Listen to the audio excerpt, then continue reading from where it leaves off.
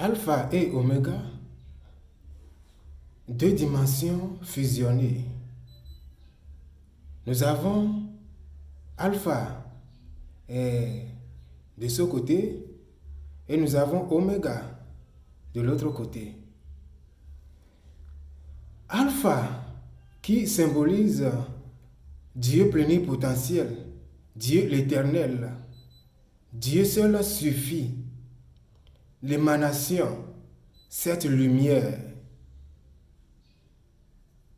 C'est la signification de alpha. Dieu autonome, Dieu qui n'a besoin des conseils de qui que ce soit avant d'être Dieu.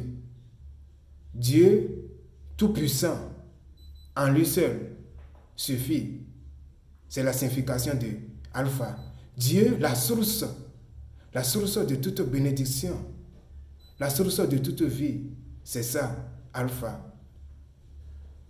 Oméga, qui symbolise ces forces qui se trouvent en Dieu, les forces, les énergies, les vibrations, les émanations qui se trouvent en lui, puis il les a manifestées dans le monde physique.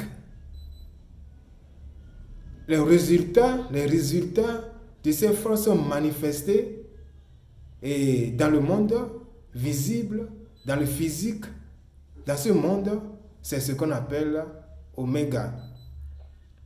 Et oméga signifie également les miracles, les prodiges, les signes de Dieu. Ces forces qui étaient en lui, dans l'invisible, qu'il a manifestées dans le visible, qui devient maintenant les miracles, les signes, les prodiges. C'est ça qu'on appelle oméga. Est-ce que vous me comprenez? Maintenant, ces signes, ces miracles, ces prodiges, c'est nous, les hommes. Nous sommes les signes, les prodiges de Dieu manifestés. Nous qui habitons, qui peuplons toute la terre, nous sommes les prodiges, les miracles de Dieu. Et c'est pour une bonne raison que l'Éternel nous a choisis étant ces miracles, ces prodiges et ces signes. Si nous avons cette connaissance que nous sommes les prodiges de Dieu, nous sommes les miracles de Dieu, nous sommes les signes de Dieu, alors c'est pourquoi nous sommes venus dans ce monde, c'est ce que nous allons faire. Ce que le miracle va faire, et pour cela que le miracle est venu dans ce monde, c'est ce que le miracle va faire. Le miracle va s'opérer partout. Le miracle n'a pas de limite. Nous n'avons pas de limite. L'Éternel a fait cela pour une bonne cause, pour un bon but, puisque il est écrit dans Romains, le monde, la création attend elle, avec un grand désir, un vif désir, la révélation des fils de Dieu.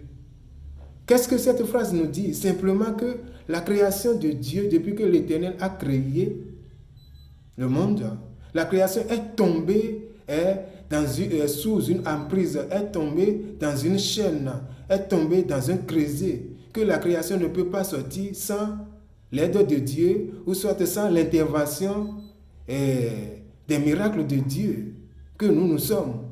C'est la raison pour laquelle nous sommes venus en tant que miracle pour pouvoir sauver la création, pour pouvoir délivrer la création qui a été retenue par toutes ces douleurs aujourd'hui, la création qui est en train de gémir, la création qui agonise aujourd'hui.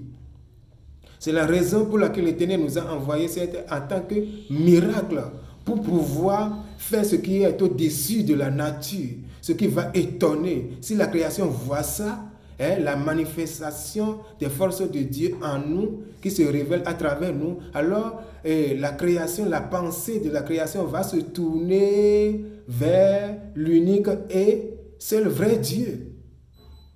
Ainsi, la création va trouver sa délivrance. La création verra la révélation des fils de Dieu, les miracles que nous sommes les miracles de Dieu. Yehoshua HaMashiach parlait de cela en disant dans Jean 4, verset 48 que si ce peuple ne voit des miracles, des signes